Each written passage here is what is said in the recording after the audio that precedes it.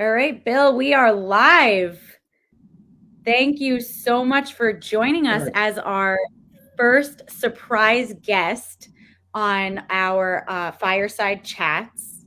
I am super excited to have you to kick off this awesome event that we're doing. We're going to do this once a month. But thank you so much for being here with me today. You're very welcome. And let me tell you, Caitlin, at my age, I'm always glad for somebody to say I'm live. I love it. And it's amazing because you're coming to us from North Texas.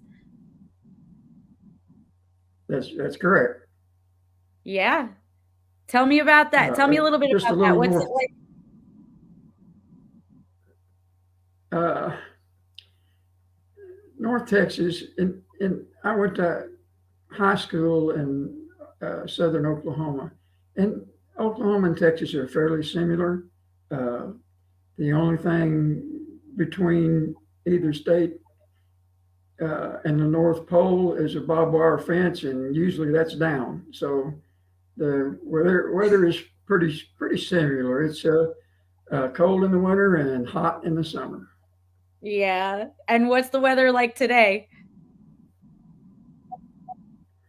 Uh, if I were to me, it's cold. But if I were to say the temperature, my friends in the north would probably bust a gut laughing because it's not Yes. cold like it is up north. Yes. And I am one of those friends up north, so I can attest to that. So we definitely have some viewers tuning in. So I'm really excited to introduce Bill Joyner as our surprise guest. We're just going to do a little quick interview and learn more about Bill. And we do have, I did choose one fan of yours who sent in a question. So we'll kind of wrap up with that. But I will start out just asking you to tell us a little bit more about yourself, Bill, and your writing career. I came to becoming an author late in life. Uh, I, when I was young, my dad was in the army, and we moved around and lived in a variety of different places. Uh, but uh, and as I grew up to be a young man, I went to college. I had always gotten outstanding grades in school, which may say more about the school than me. But I decided that after going through college, that what I wanted to do was to be in business for myself. And I went into business for myself as a general contractor, and I participated or had a variety of different businesses down through the years. And I never really worked for anybody else. And that was a fortunate thing because I would have been the world's worst employee. They'd put up with me for about an hour and a half and then showed me the door. Uh, but I had come to an understanding that I had a innate ability to uh, make sense of the written word. And I had resisted, I had a number of people suggest that I write a book, but I resisted it because I'm not the most patient person in the world. And I didn't think I had the patience for that to write a book. But I finally took the plunge, and the old saw in writing is write about what you know. So I did. I wrote my autobiography, and I was pleasantly surprised and self-published it, and I was pleasantly surprised at the reception that it got. So from that point on, I began to make an effort to become an author, and still I haven't. I've only written for maybe 6 or 7 years, and I have. Uh, Frankly, I've lost count, but I've got about 40, 45 books in print. You're And stealing my next uh, question. so, okay, I was going to well, ask you consider it how many answered. I was going to ask you how many books you have written, which is extremely impressive for, 6 years. And I have to disagree with you because you are one of the favorite employees at DSP. So, we love working with you. So I don't think you give yourself enough credit. Well, thank you for that. I appreciate it. Of course. Of course. So, speaking of your books, can you tell us a little bit more about Jack Flint? I know we have a new book in your Jack Flint series coming out in January.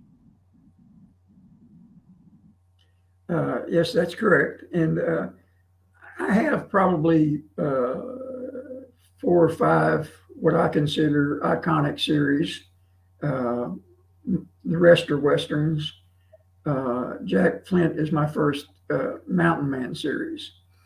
Uh, Jack came west in a covered wagon with his folks. They were ambushed and massacred by a raiding Apache party, and his parents were slaughtered. But Jack was then taken and raised as an Apache, and grew up learning the Apache ways. Uh, when he got to be a young man, he left on a hunting trip, and while he was gone, some Comanche raiders attacked his village and killed everyone in it. Well, when Jack came back and saw what had happened, he prepared himself to take vengeance and revenge on the Comanches. But the Great Spirit intervened and in a vision and basically urged him to go to the mountains in the northwest, which he did. There he hooked up with an old trapper by the name of Kit Bridger, and Kit took a shine to him and took him under his wing, and he taught Jack how to survive in the mountains, how to trap, and eventually uh, Jack met a Shoshone princess and fell in love with her and married her. And he and Kit too actually moved to the Shoshone village. When Mountain Mist, when her father, Great Knife, passed away, there was a consensus among the Shoshone that Jack should uh, ascend to be the chief. And he had built himself a reputation in hunting uh, and as a warrior. So he eventually accepted that chieftainship, if you want to call it that, and uh, Mountain Mist bore him 2 sons. And as far as I know, Jack was the only white man to ever become a leader or a chief of an Indian tribe. Wow. He's definitely an amazing character. He's been through so much. You put him through the ringer, Bill. Uh, Drama is what makes a good book. When Absolutely.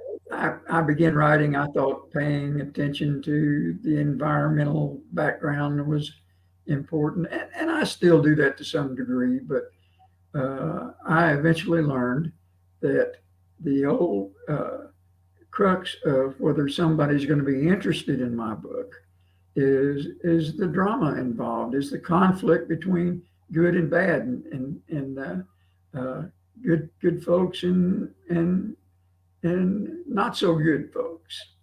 I hear And the you. other thing I think Absolutely. appeals to the other thing I think appeals to my readership is It's frontier justice. Uh, Jack doesn't wait for a jury to come in with their verdict. If justice needs to be administered, he's basically the uh, uh, accuser and Takes it into his own hands, and huh? and deliver. Yes, he Yeah, and that's the way it was back then. Back then, during that time period, uh, people believed in stomping on their own snakes. They didn't wait, or did they necessarily want outside help? And yeah. so I think that's one of the appeals to my readership is that it is justice is served, the good guys win, and the bad guys don't. That's what makes it good, Bill. Um, I am going to wrap up our quick chat here, and hopefully, we'll continue doing this and learn more. I'm going to take a fan question. One was mailed in. I selected one for you today, but we also have a live question from Leroy. He wants to know how many books are in the Jack Flint series. Hi, Leroy. There are the January book will be book number 11. Wow, excellent. It's an awesome series. Thank you so much for your question, Leroy. You can get that on Amazon, and I can gladly send you a link. And we will wrap up with one last question that one of your fans sent in, Bill. Which character was your easiest to write, and which is your hardest?